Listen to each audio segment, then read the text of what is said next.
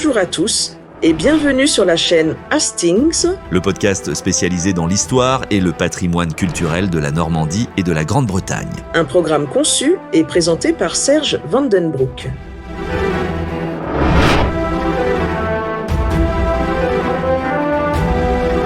Le récit d'aujourd'hui n'est pas recommandé aux âmes sensibles.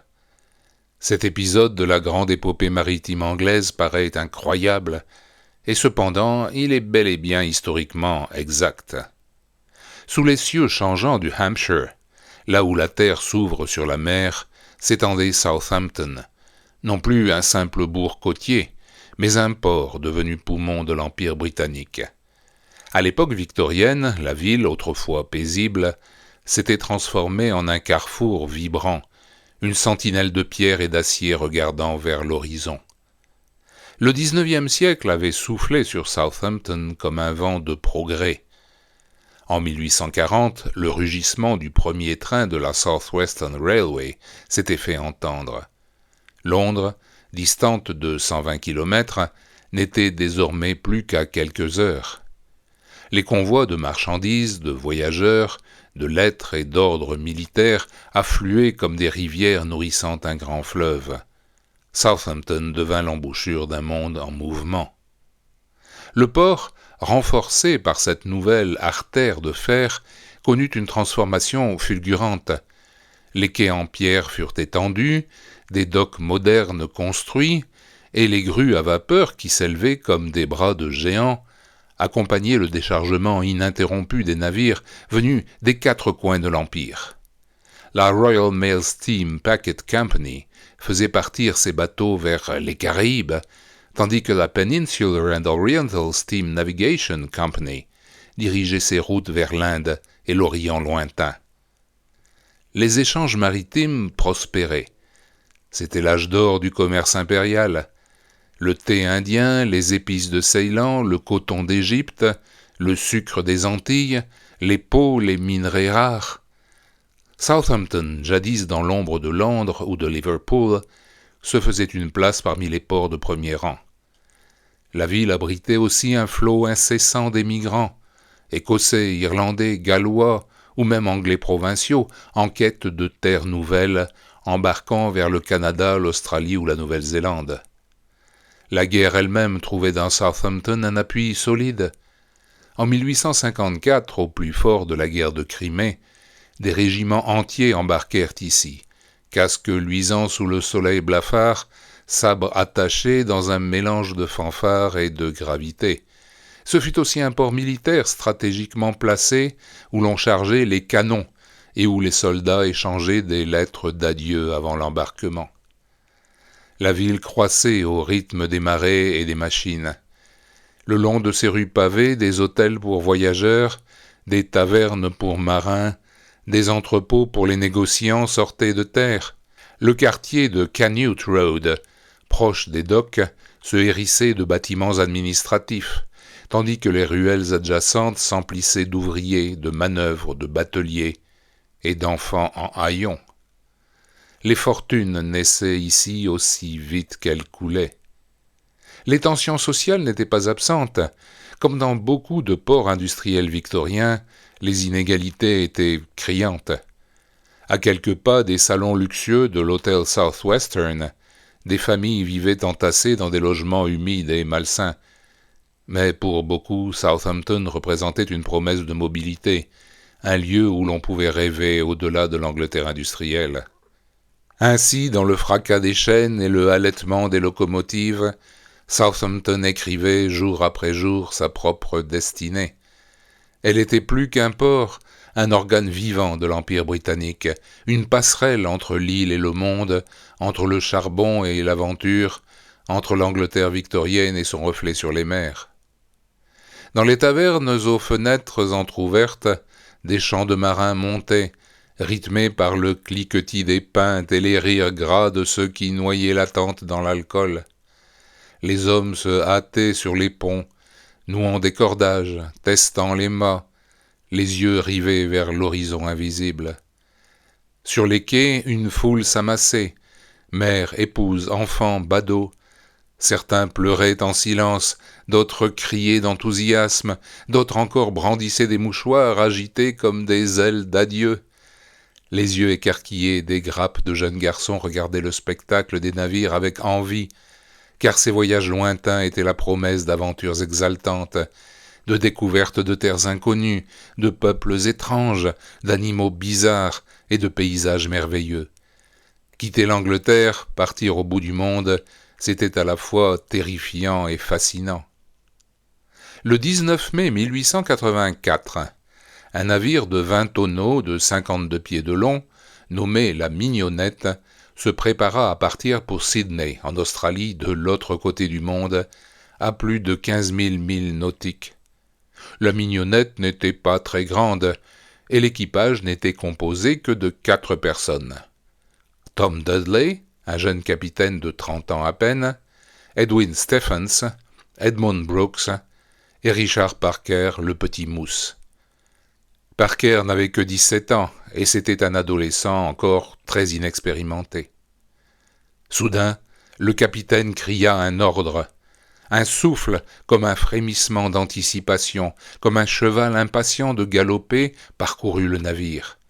Les voiles se déployèrent lentement, majestueuses. Le vent s'y engouffra, et la Mignonnette, tel un rêve arraché à la terre, glissa vers l'inconnu. Cap sur l'Australie, cap sur ces contrées tropicales lointaines, cap sur l'aventure, pour la reine et pour l'Angleterre.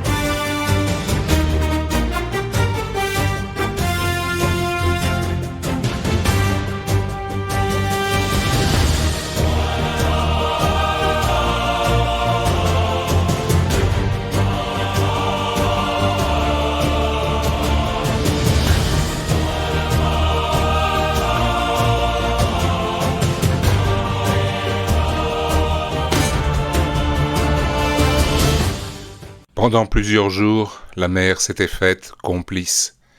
Sous un ciel limpide, le voilier fendait les flots avec la grâce tranquille d'un cygne.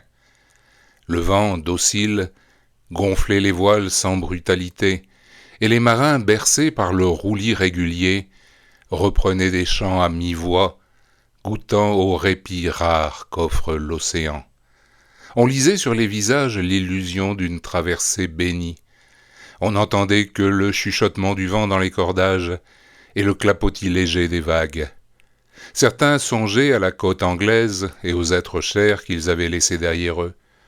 D'autres laissaient leurs pensées voguer vers les rivages exotiques qui les attendaient. Dans cette quiétude fragile, le temps semblait suspendu. La mer devenait amante, la voile un poème, et le monde entier s'endormait sous la lumière immobile. Mais bientôt, l'horizon s'assombrit. D'abord imperceptible comme un frisson dans l'air, la menace grandit, s'épaissit. Les nuages, lourds et bas, s'amoncelèrent comme une armée en marche. Le vent tourna, brutal, siffla entre les haubans, fit claquer les voiles avec rage. Les premières gouttes tombèrent froides, tranchantes, puis, sans prévenir, la mer se souleva. D'immenses vagues, sombres et furieuses, déferlèrent sur le pont. Le navire gémit, craqua de toutes parts, comme s'il luttait contre un monstre invisible. Les hommes couraient, hurlant pour se faire entendre, luttant pour maintenir les voiles, pour ne pas être projetés à la mer. Le capitaine, cramponné à la barre, les yeux plissés sous la pluie battante, luttait de toutes ses forces pour tenir le cap avec une détermination héroïque, presque surhumaine.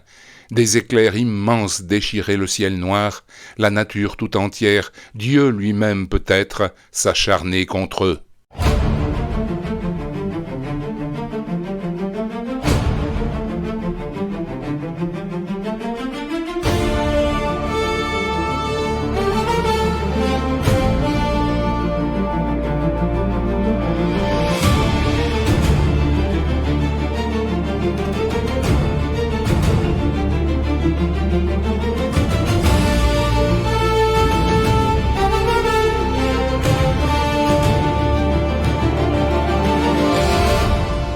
La tempête avait englouti le ciel, le temps et toute certitude. La mer désormais décidait seule du destin du navire. Le 5 juillet, dans un coup de vent fatal, la Mignonnette se retourna et coula à environ 1600 milles au nord-ouest du cap de Bonne-Espérance.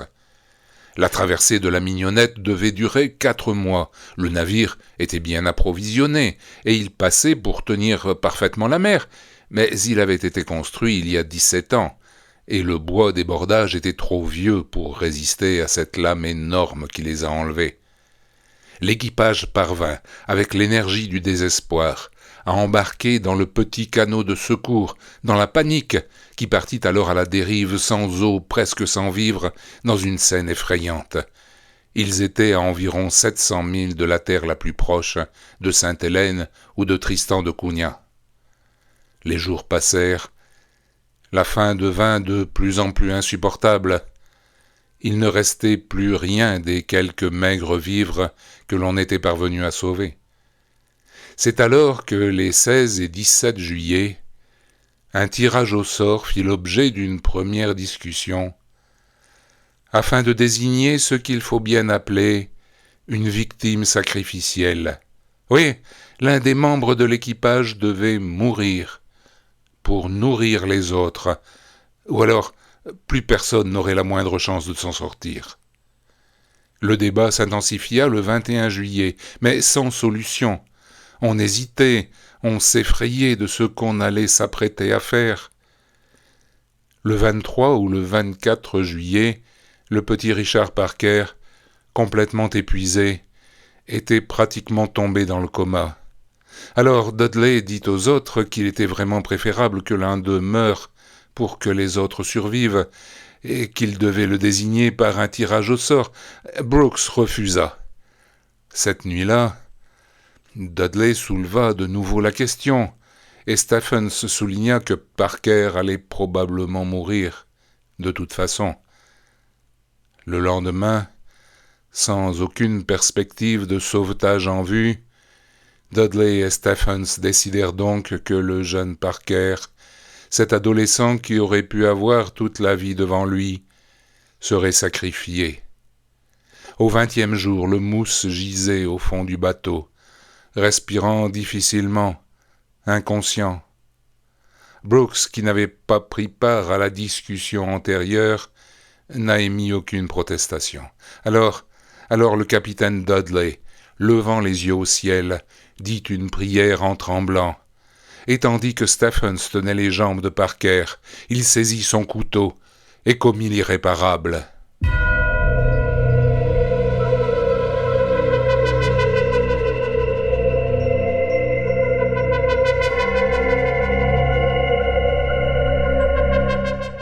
Le spectacle de ces 3 hommes, hagards et fiévreux, se jetant sur la dépouille, buvant à tour de rôle la vie qui s'échappait de la blessure du pauvre Richard, dont le corps leur servit ensuite pendant les jours suivants de nourriture répugnante est à peine imaginable. Ils survécurent dans une sorte d'état second, et le 6 septembre, Dudley, Stephens et Brooks furent finalement recueillis par un 3-mâts allemand, le Montezuma, qui les ramena en Angleterre. Les 3 rescapés, tenant à peine debout, les yeux exorbités, l'aspect cadavérique, tout juste capables d'émettre quelques grognements, furent arrêtés dès leur arrivée à Falmouth et remis à la justice qui les inculpa de meurtre. Ils furent condamnés à la peine de mort, mais avec recommandation de miséricorde. Ce qu'on appelait la prérogative royale de clémence fut exercée par la reine Victoria elle-même, qui suivit ainsi l'avis du ministre de l'Intérieur, Sir William Harcourt. Et le 12 décembre, Harcourt décida de commuer la peine en 6 mois d'emprisonnement. Seulement 6 mois. Cela soulève une question. Cet effrayant cannibalisme maritime était-il une exception vraiment extraordinaire ? Eh non. Il y a eu de nombreux autres exemples. Cela faisait partie de ce qu'on appelait la custom of the sea, la coutume de la mer. Il y avait eu le cas du baleinier Essex en 1819. Puis, il y eut le cas de Francis Mary en 1826, un grand 3-mâts de 398 tonneaux qui assurait la traversée entre le Canada et Liverpool sous le commandement du capitaine John Kendall, et le Proteus en 1884, et le Glenmore en 1887, entre autres. Donc, sans être institutionnalisés, ni ouvertement acceptés, ces terribles tragédies, ces dilemmes déchirants, étaient des faits connus et plus ou moins admis quand il n'y avait pas d'alternative possible. C'est pourquoi la justice, qui connaissait bien les grands risques des voyages maritimes, ne fermait pas les yeux, mais adoptait très souvent une attitude qui laissait la place à une grande clémence et à la rédemption. Sous la violence des faits se dressait une interrogation qui dépassait la loi. Que vaut la morale quand la mer réclame sa part d'homme? Quel est le sens même du sacrifice? Que faire quand il n'y a plus rien d'autre à espérer? Dans le silence des flots, l'humanité s'y est vue comme dans un miroir sans artifice, livrée à sa propre faiblesse. Et depuis ce jour, chaque fois qu'un navire s'éloigne des côtes anglaises, il emporte avec lui dans le murmure de ses voiles l'ombre du jeune Parker et la conscience du prix à payer pour défier les océans.